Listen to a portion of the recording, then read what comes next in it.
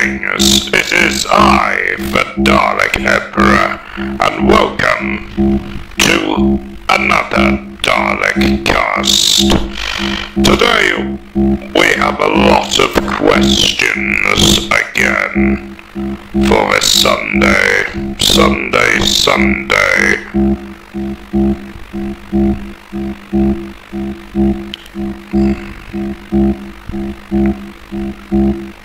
Oh, here we go. Anyway, yes.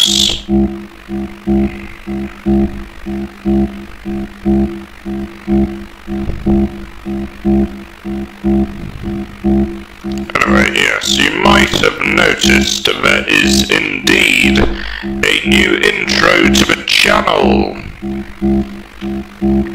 Something I wanted to show you for quite some time. Anyway, we have a lot of questions today. The first reads, what are the Daleks' most favourite songs? Our favourite song in the universe is the Song of Death, but if you're talking like actual songs, I'd say maybe the Dalek, the Dark and Endless Dalek Night. That's our favourite song. Oh! Yeah, this is going to be cool.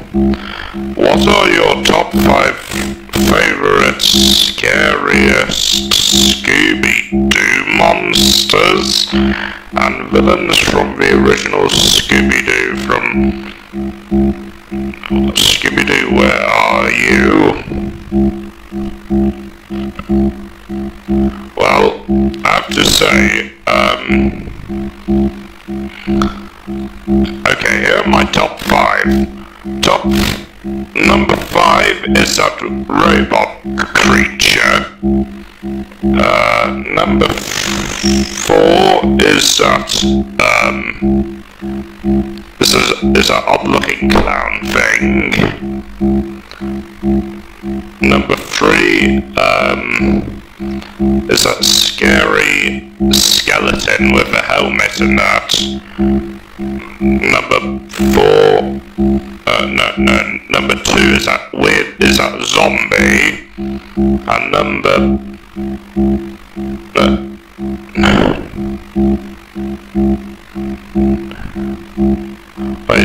number 5 is that robot.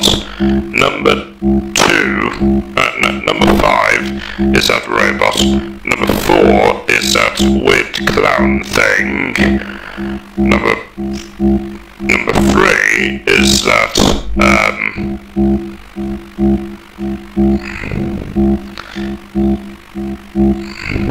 what's that skeleton thing with a helmet or whatever. Number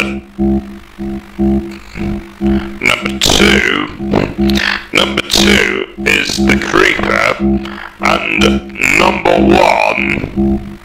number one Shaggy Rogers, in my opinion, because I'm scared he's going to annihilate us all with his bloody Super Saiyan abilities.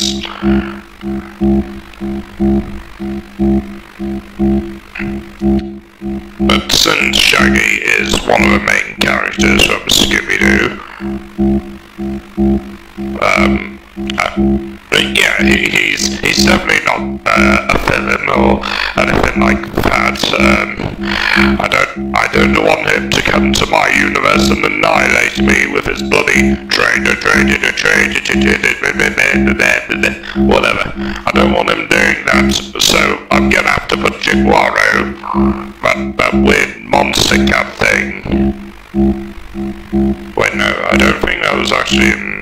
Was he? Actually, yeah, I think he was in the original Scooby-Doo cartoon.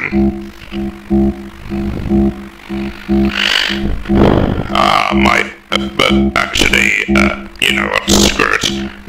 Come at me, Shaggy Rogers. Number 1 is Shaggy Rogers. After all, because if he intends to annihilate my universe, so be it. Even saying his name will, cause me to have another Friday night fucking rap battle with him. Which I remember, of course, yes. He's going to be doing it, isn't he? He's going to be rap battling me again. Why another goddamn Shaggy mod? Oh, God! Why did he have to ask me that question, Albertic?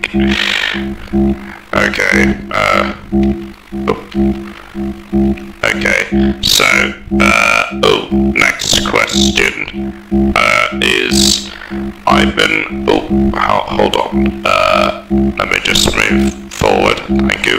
Okay, so I've been wanting to tell you about the scariest scene from one of my favorite films. Are you familiar with, yes, I am familiar with Dinosaur, yes. The scene of the dinosaurs,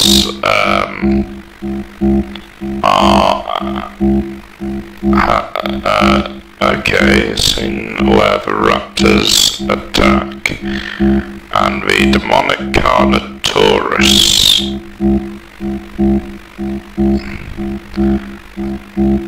I don't even know, what is Carnotaurus an actual dinosaur? I don't think it is.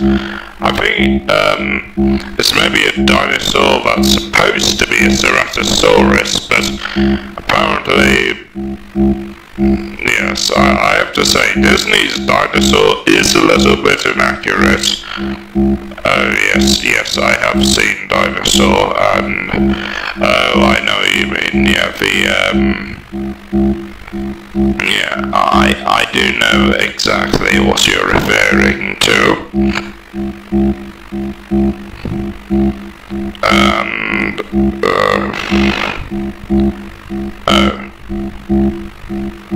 once again, there's another reaction, but I can't seem to see it. I'm guessing it's from a Boo Baker, because he sent me a question and a video suggestion. Silver Drone Daleks, this is 60 Warrior Daleks. Yeah, I will do another Dalek mob battles, don't worry. In fact, I'll do one on Monday. Yes, okay, so, but yeah, we got some reactions to do, so let's observe. Hopefully Shaggy doesn't appear on my house and kill me.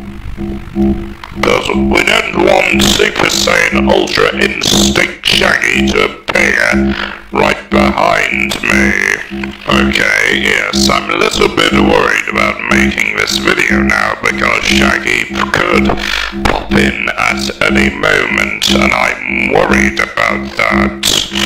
Anyway, let's watch this one. Apparently it's called Lego Scooby-Doo on Zombie Island Terror Time. The gang are chased through the forest on Minscar Island.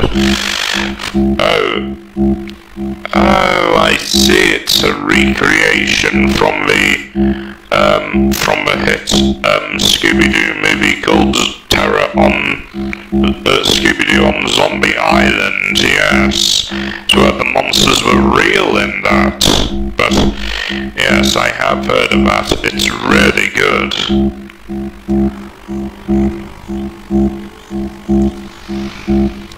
Over here.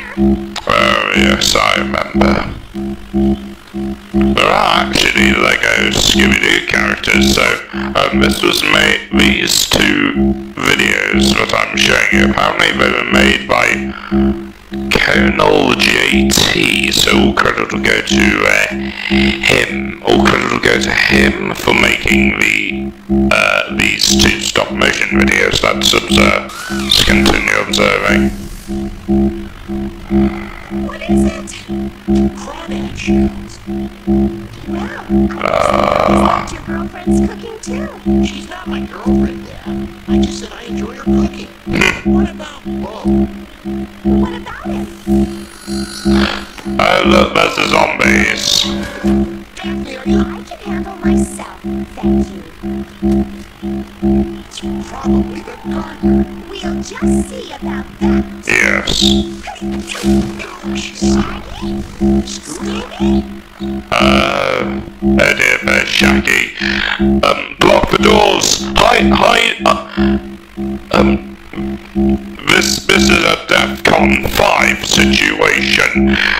Everyone, lock down defenses. Initiate attack immediately.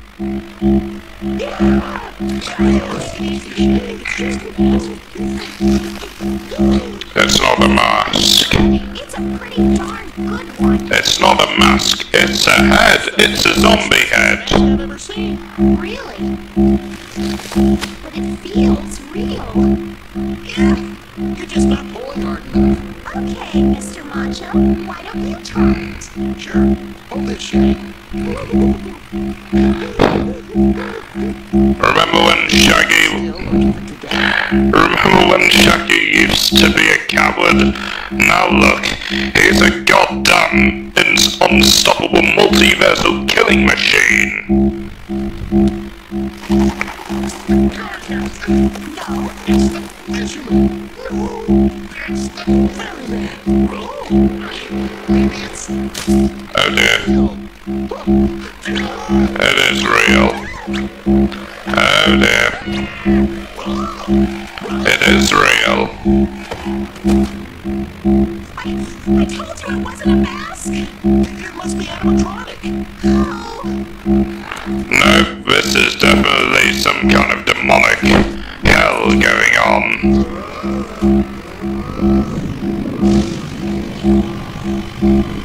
I remember this. This was scary, this bit. It's been a while since I watched Zombie Island. It was where the werecats were. Oh yes, I remember. There's one thing werecats are afraid of, just so you know. It's Cool Ranch Doritos. And xylophones. Oh yeah, that was from a skit where Mark, Bob and Wade did this weird skit where Bob becomes king of the werecats. It's deja vu all over again. We know what to do when it's cold. Yeah, run. Guys, it's a regular zombie jamboree. And I suppose that's all animatronic too. Well, yeah, that's a possibility, Dad. No.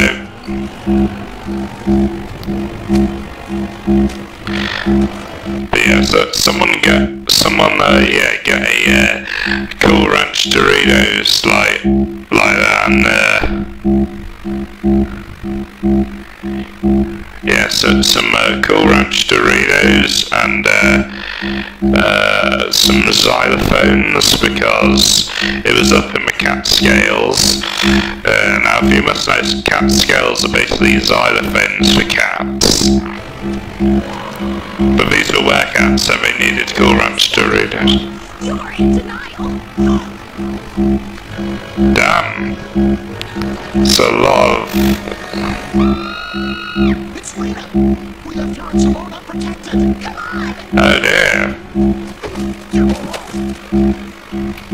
The camera. It's quicksand. Yeah, you're right about that.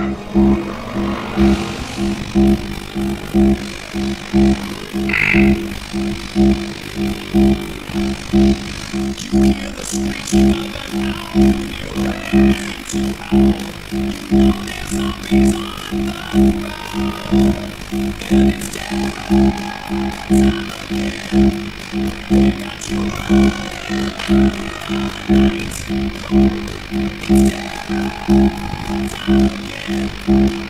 Oh, just like die. Now,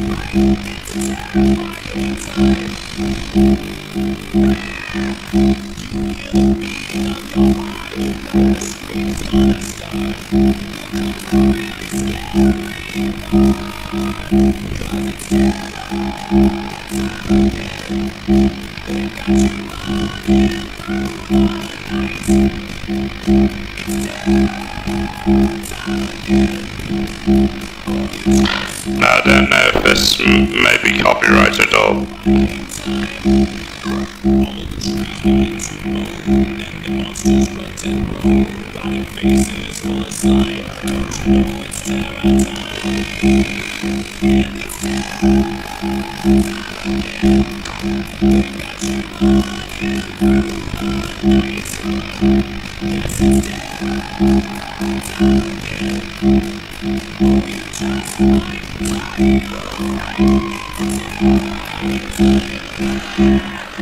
Yeah, this might be copyrighted. More effective writing. Give you an Yeah, this might be copyrighted.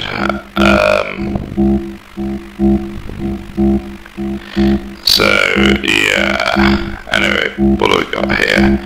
Okay, so what's this? Okay. Oh, so this is another one made by Conall. Why is the sound down? So this was once again made by Conall JT. It's another Scooby-Doo thing. So let's observe. This was made in 2014. All credit again. JT, let's begin observing then.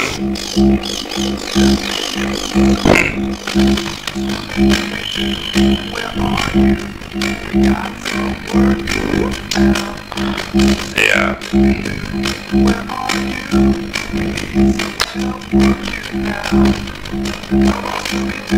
Yeah.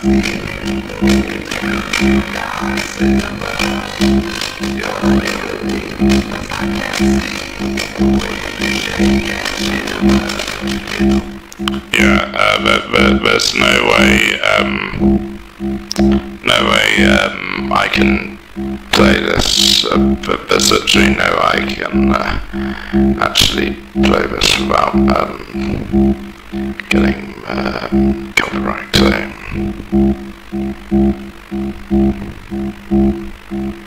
I just,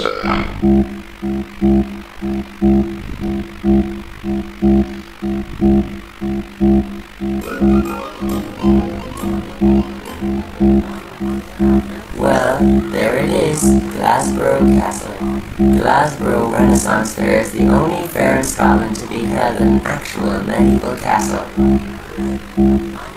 Gave me an excuse to wear my new peasant blouse. Wow, being a medieval knight must have been awesome. Jousting and wrestling and slaying dragons. Beware the Glasborough dragons. Like, okay Fred, we got the memo. Scoob and I'll be over at Yo Churros.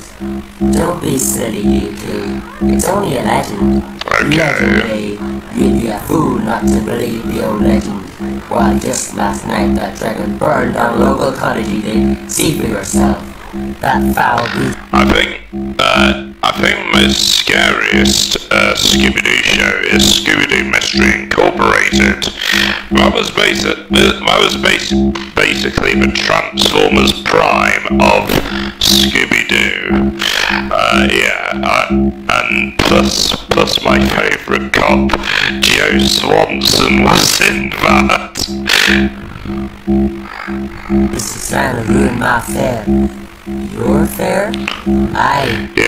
Yeah, you know the guy says, "Hey, Peter, we gotta do something, Peter."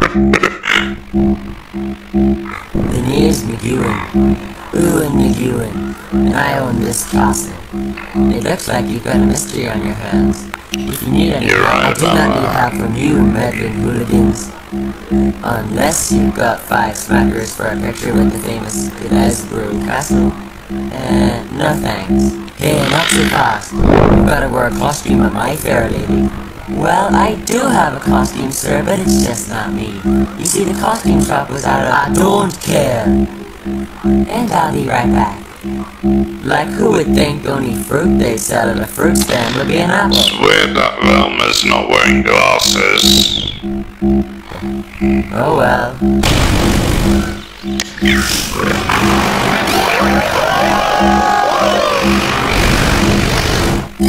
That's a big-ass dragon. I can bench 220. Yay! What's the matter, you two? Like, we saw the real scary dragon. I don't see any dragon. Like, I don't understand. It was here 2 seconds ago. Yay! Guys, come back! It's not the dragon, it's just... Jameis and Stephen Ripley. Who's he? He was only the star of the Round Table Gang. What? That Teen King Arthur show? Wasn't that cancelled like ages ago? Oh boy, like I can't get that spooky dragon out of my head. Either. There, that's them. The ones that stole all my churros. Whoa! Let the public humiliation commence. Like this is punishment? Hey, come back, we deserve to be punished. Ah, yes, this brings me back. What the heck? What's a T-Rex noise? Zoinks, but not that much.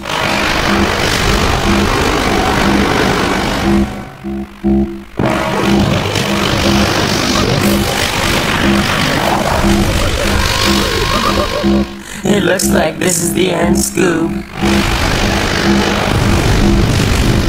We've got to distract that thing. It's too bad we don't have a damsel in distress. Dragons always go for a damsel in distress.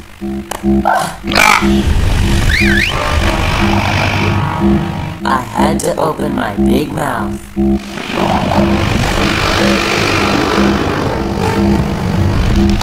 Wait.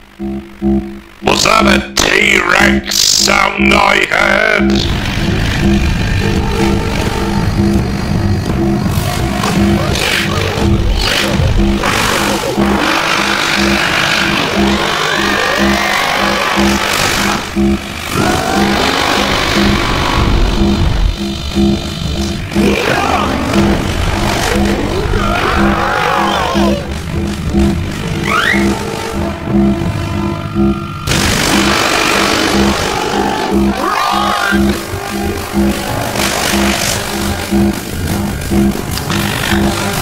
I remember this. This is from that Scooby-Doo episode where they meet a gigantic dragon.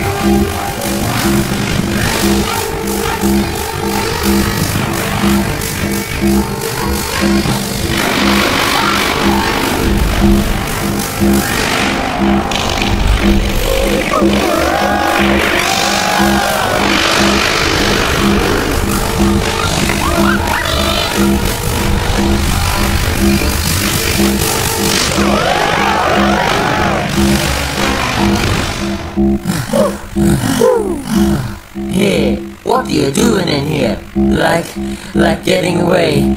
Dragon. I'll say you're dragon. You're late for the show. All cast members are needed for the Feast of Fools. Feast? You don't understand. There's a horrible monster out there. The fair's in danger. Oh yes, and I know exactly what the Feast of Fools is. If you remember the hit Disney cartoon Hunchback of Notre Dame, one of my favourite, if not the favourite movies that I enjoy most definitely. Yes, I know it's a bit... It's definitely the most underrated of my movies. Sure. Nice try, Galahad. Let's go. Like maybe we could get a job serving the potatoes. Well, find any clues? Not yet, but I've got a feeling there's more to this dragon than meets the eye. Hear ye, hear ye. Please welcome the king of the fair, Jameis and Stephen Ripley. I mean, all hail Lancelot, King of the Fair.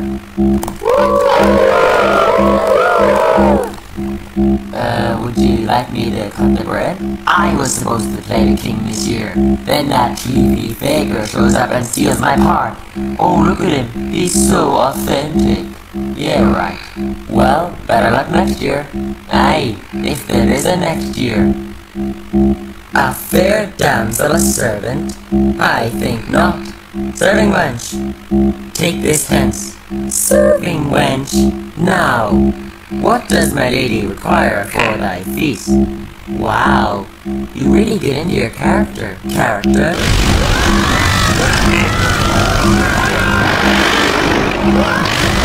Hey, mind if a dragon come in?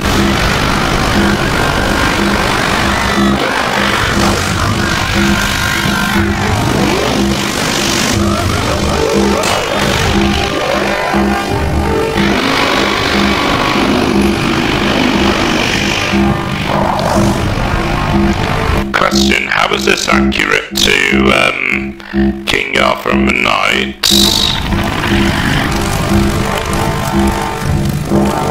Also, why is this not George and the Dragon?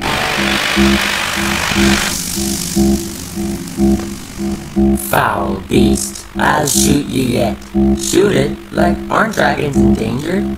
I wanna get a picture of it for next year's fair brochure. Attendance has doubled since that thing showed up. Something about this dragon business sure smells funny.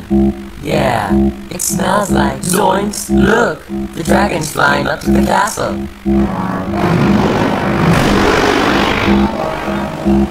Well, gang, to solve this mystery, I think it's time we paid a visit to the famous Glasgow Castle. Well, we're finally here. Not quite, Daphne. Look, the drawbridge is up. I know, let's build a catapult. Quick, you guys find some giant rubber bands, and I'll cut down some trees, and, Freddy, perhaps this will be a little less messy? Well, sure, we could go in the easy way. Wow, check out that old tapestry.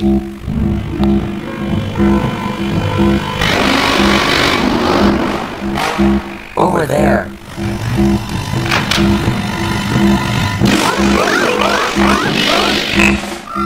Wrong door, my bad. Look out for anything suspicious, gang. Hey, look, 2 red tanks. That's strange. I wonder what they're doing down here. Jeepers, that's not all that's down here. Look, it's the dragon. Like, do you think it'll wake up?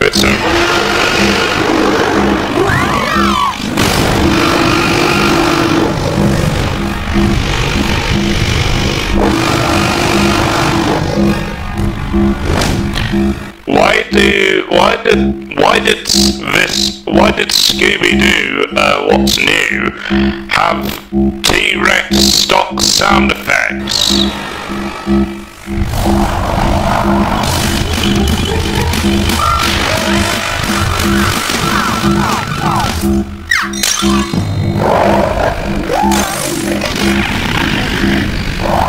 Like you got any butter, Scoob? Wrong. Too bad, 'cause it looks like we're toast.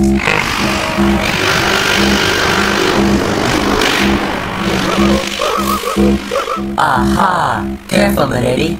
He's not gonna hurt me. Are you, Puff? Not as long as I stand in front of this tapestry. Someone who wanted the treasure of Glasgow Castle would never burn the treasure map. But what would the dragon want with the treasure? The dragon doesn't want the treasure. The good Sir Lancelot does. What? No! You've been using this fake robotic dragon so you could get the treasure. Oh, alright, I admit it. But why? Since my show was cancelled, the only work I could get was at these stupid Renaissance fairs. I deserve the treasure. I mean, please, I'm Lancelot.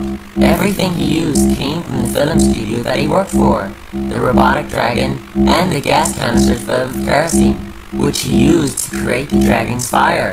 And I would have succeeded in finding the treasure if it weren't for you foolish meddling kids.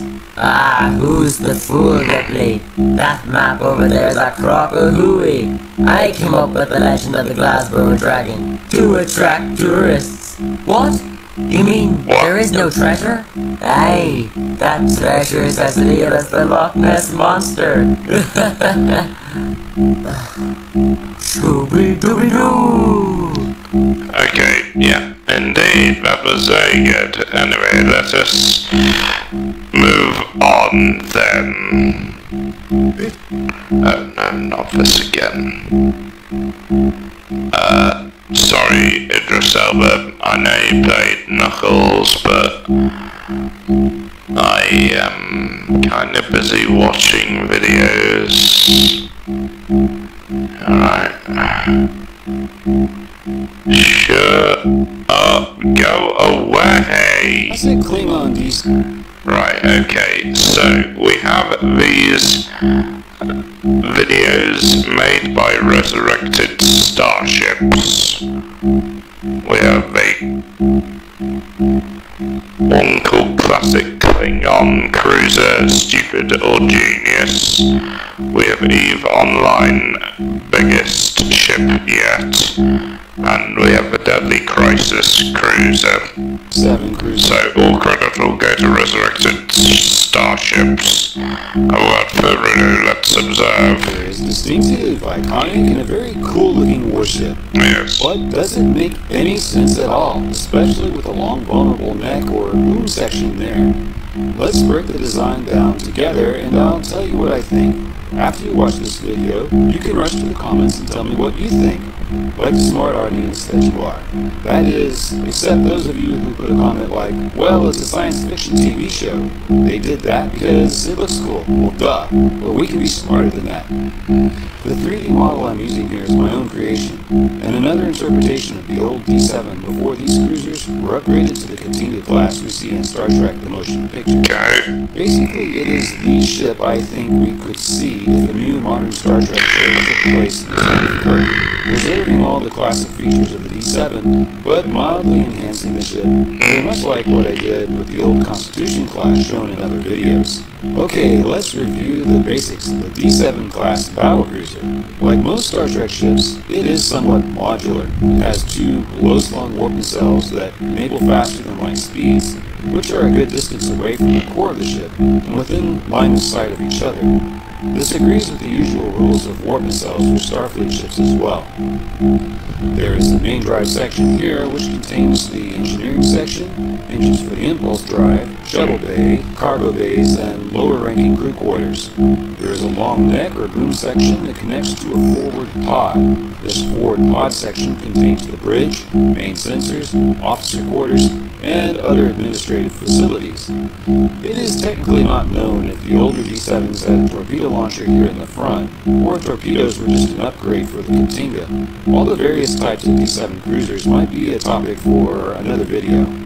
And of course it has heavy disruptor turrets covering the forward firing arcs, and lighter disruptors covering the rest of the ship. It is important to keep in mind that the boom and forward pod can easily separate from the main drive section, and it has its own self-contained impulse drive. It may even have some limited warp capability.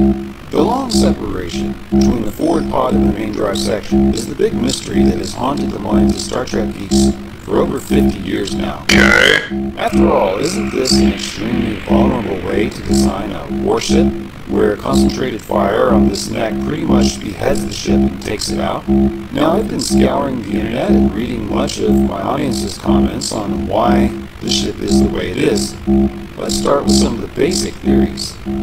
One very interesting proposal is that the neck is part of a sort of spinal-mounted weapon built into the ship, perhaps the torpedo launcher or some kind of disruptor cannon on the front. Sure, so perhaps the Klingons always intended the forward section to have a torpedo launcher like the Katinga, but photon torpedoes weren't quite ready for the first piece, so we have either a navigational deflector dish like the Enterprise, or a heavy disruptor here like we saw by the time of Star Trek DS9. But the neck is still there in preparation for a torpedo launcher. The problem with this is that the opening in the front of the ship is not in direct line of sight of the neck. So if you're accelerating a torpedo down the neck, it would have to make an unlikely sharp turn down a couple of decks to come out of this opening, so this theory is unlikely. Okay. Another very cool theory is that it has to do with the maneuverability. If you have control thrusters in the forward pod to counteract thrusters in the rear section of the ship, this yields excellent torque and pitch. This kind of works because the further out you have your reaction control thrusters from a ship's center of mass, the more easily you can affect its maneuvers. Other thrusters in themselves or other parts of the ship will easily take care of the rest of the maneuvering. Perhaps we can keep this theory as one of the reasons for the design. Another popular theory is that the ship's shape affects the warp field around the ship, allowing for faster warp speeds. The Star Trek technobabble word for this is warp field geometry. The idea being Warp field geometry, really? Einstein's general theory of relativity is somewhat fluidic if it can be warped and manipulated, so an angular warp bubble can be produced here. So this also could be part of the reason for the design. Why not just make a more structurally stable, triangular shape instead? Yes. Like a Star Destroyer if you're going to design a warship. So here you can keep... But if you wanted to make it like a real warship, you probably would need it like a plate. Like a saucer, in a way. If you get what I'm saying. There is another part of the reason for the design, but still not the definitive reason. And now for the final theory. It's all to do with aerodynamics, isn't it? There are these sections of the ship, warranting some separation. When I first saw the ship as a kid, I thought that the forward section was all part of a dangerous weapon and was kept safely away from the main hull of the ship so that it could operate safely. Of course, I was wrong. The situation seems to be the opposite. The officers command from this forward section, and they live here too, as if they are deliberately protected from the rear section. Some think the entire crew bunks up here, but that cannot be the case since there really isn't enough room for a bridge, sensors, and crew quarters for several hundred crew up here. The bulk of the crew still has to live and operate in this rear section. The best theory for this is that the radiation coming from the antimatter reactor and engineering back here is rather dangerous, too dangerous to expose the most important members of the crew. But why would Klingons implement such a blatantly heartless design? Don't they care about their crew at all? Maybe so, maybe not. Perhaps the first versions of these ships were capable of enormous power. That's definitely a All in no. preparation for the much-anticipated war with the Federation. D7s were mass-produced and rushed into service, capable of reaching high warp speeds and powering all their weapons due to their new power core. At a price, of course. In the early days, a lot of the crew that works and lives back here may have in fact been another species altogether. The Klingons conquered many civilizations and used servitor races called Ku for many jobs in their society. They may have been a race that was either enslaved and forced to work back here, or more likely a race that has a higher natural resistance to radiation. They may also have simply been a lower class of Klingon, those that do not have a prominent house, and perhaps they are offered hazard pay and benefits to work in these dangerous conditions. To me, it does not seem to be efficient to use slaves to work aboard a sophisticated starship, but another theory is that if there were ever a mutiny or revolt, the officers in the forward section would be safe, and still in some degree of control. I think this theory of radiation is a very valid one, and I'll take it, although it still isn't optimal. But by the time the Klingons improved the safety of reactors on these old ships, there were already so many of them that they continued to upgrade and use them, rather than mass-produce an entirely new design. As far as the structural integrity issues of the neck, although certainly this is some kind of weakness, it may not have been a severe enough one to worry about. For one thing, there is no reason why this neck couldn't be one of the most prominent parts of the ship. It is also not nearly as easy to hit as the main drive section, which is undoubtedly the part that will be taking most of the hits. And finally, pure structure tanking is not something that is preferred in Star Trek. In most Star Trek battles, if the shields are down, everyone suddenly catches all kinds of anxiety. Most ships in Star Trek rely on shields as their primary defense, not the hull.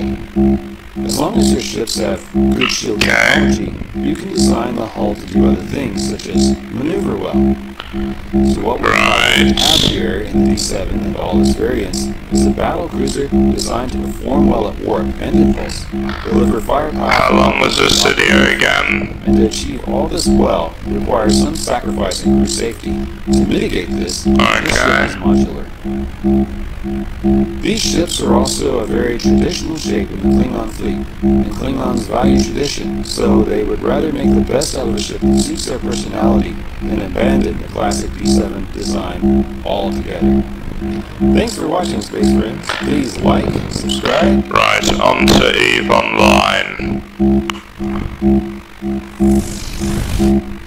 No, I don't want to play EVE Online. Thank you.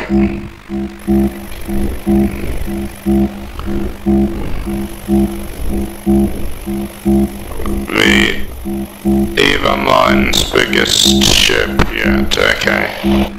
EVE Online certainly has its share of big ships. The sizes run the gamut from shuttles and frigates that are a few dozens of meters in length, to battleships that are comparable to Imperial Star Destroyers, all the way up to Titans, which are comparable to Super Star Destroyers or Star Dreadnoughts in Star Wars. Or Death Titans Stars. and Super Carriers have been the largest ships in the EVE universe, which is called New Eden, until now. The biggest ships in the EVE universe are now the Bordage World Arc ships. World Arc ships, okay, so yeah, this is once again made by Resurrected Starships. All credit will go to,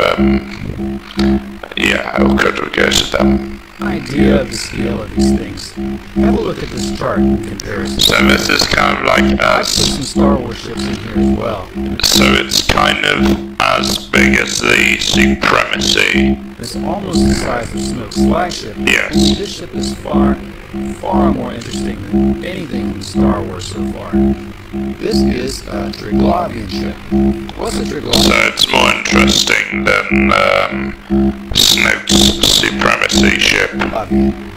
Triglavians are a new faction in EVE Online that's been making an appearance for the past year or so. Triglavians are delightfully mysterious.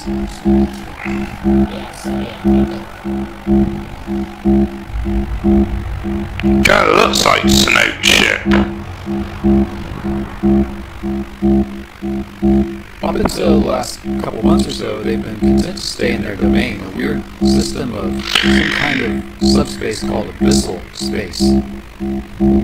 Players have been able to enter abyssal space, and there's a conflict going on between two ancient powers or entities, the Triglavians and the Drifters, which are an equally mysterious biomechanical menace that recently invaded player-owned space. Only now the Triglavians have done the same and invaded parts of high-security space. All we really know is that they hate the Drifters, and apparently see a need to intervene in the affairs of New Eden. And boy did they. Triglavians apparently don't do anything in piecemeal. The Triglavian invasions eventually climax to the appearance of these megaships, which serve as a kind of mobile headquarters for the Triglavian forces. Organs ships, like all Triglavian ships, are powered by singularities, and these ones can open portals into abyssal space, where Triglavian ships will port in from. My flyby examinations of these ships also show mounts for the weapons and tropic disintegrators, only really big ones. It looks as if each turret is the size of a battleship. I would think that this serves as a heavy sea ship, and clearly its full capabilities haven't been revealed. Such weapons are doomsday in scale and likely capable of destroying megastructures or even maybe moons and planets. Ah, like the Death Star. Their escorts, forcing them to withdraw. They've never been outright destroyed. Damn.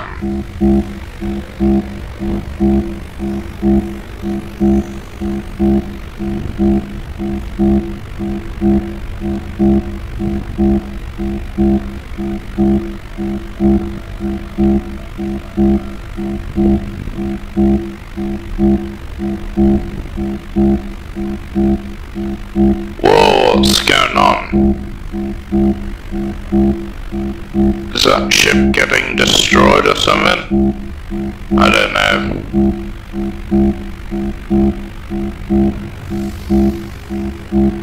Oh, it's teleporting.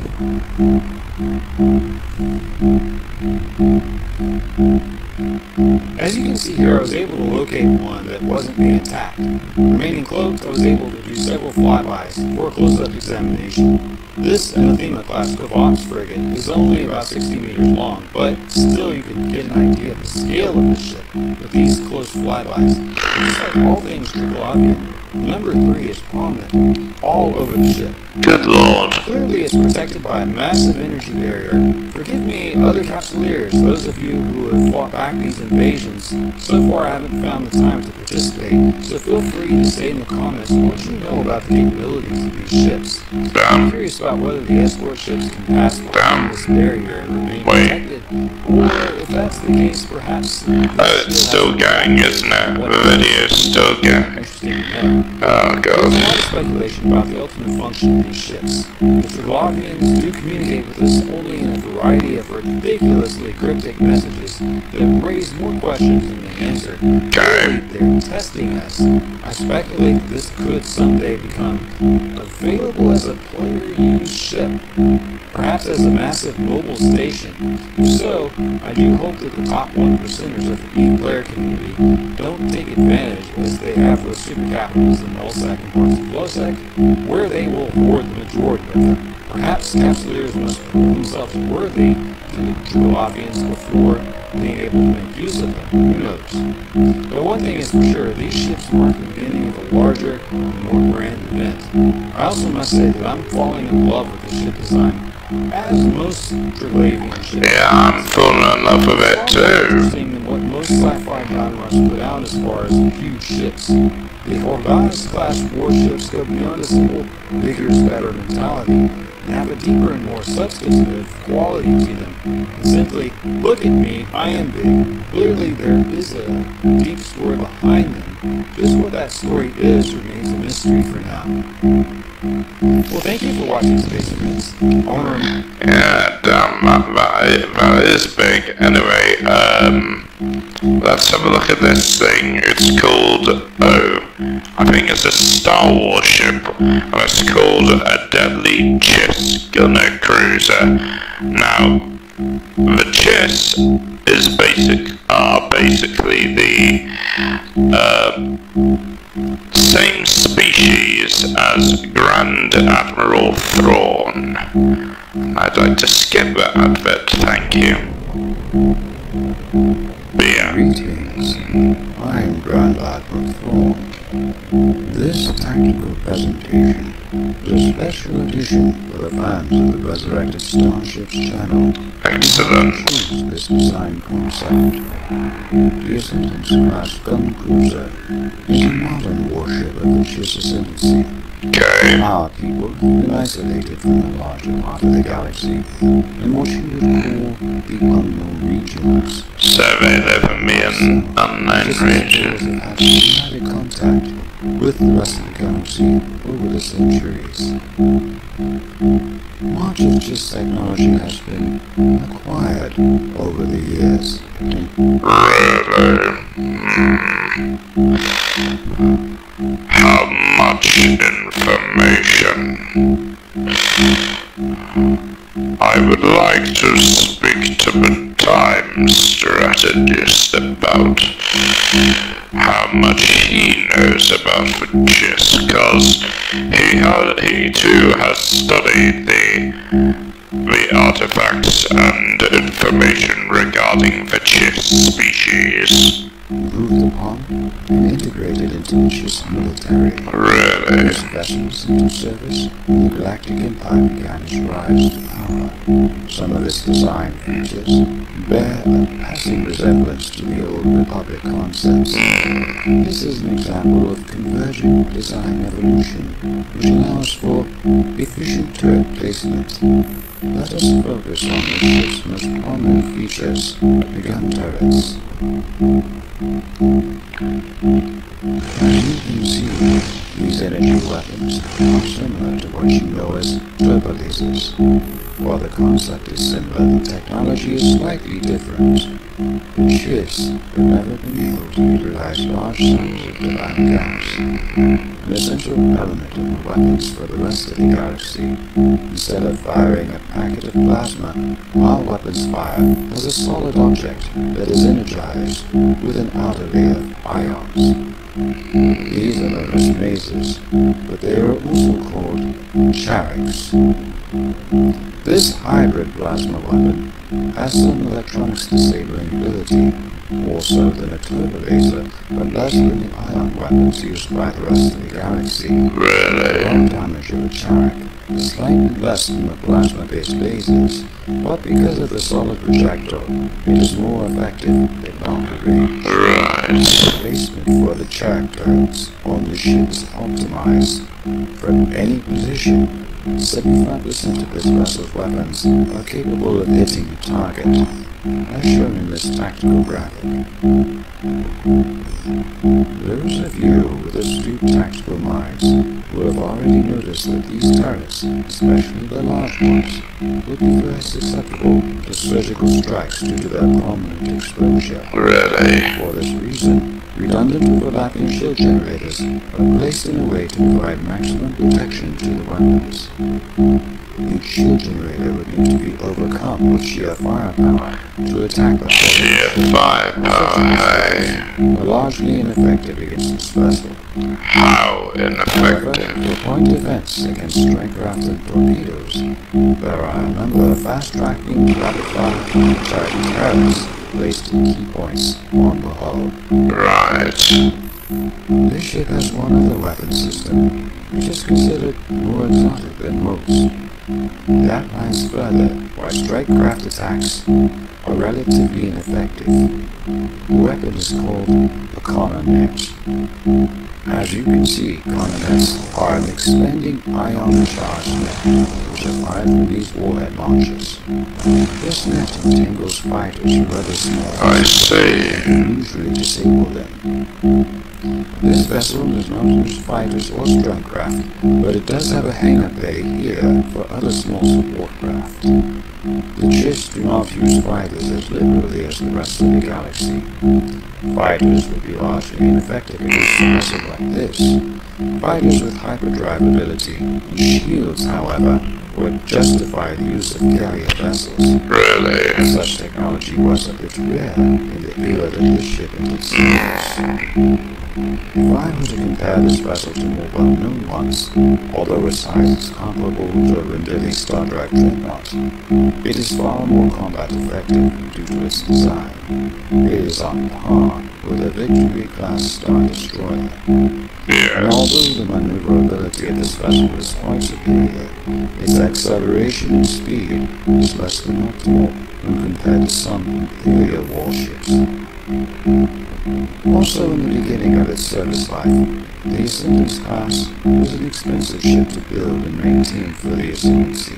But over the years, its effectiveness justified the expense, and the infrastructure to maintain a fleet of these allowed for their mass deployment, a necessity in the unknown regions, which is full of dangers and threats. This concludes my presentation. The owner of this YouTube channel would like to convey his gratitude for the supporters on Patreon. Thank you, yes, thank you, Grand Admiral Thrawn. Yes. I will keep that in mind, and I will probably give the Time Strategist some interesting ideas relating to starships that you have presented to me. Anyway, thank you, Jamie Alberding. They were long, but I enjoyed them nonetheless. Anyway, let's get back to me then. So, anyway, my fellow subjects, I hope you enjoyed this video today. And if you did, remember to subscribe for more, and I'll see you all in the next video then. Goodbye. Yes. Pretty funny, yes. It's hilarious if Shaggy Rogers ends up here and tries to annihilate us. It's hilarious because Shaggy Rogers from Scooby-Doo doesn't actually exist.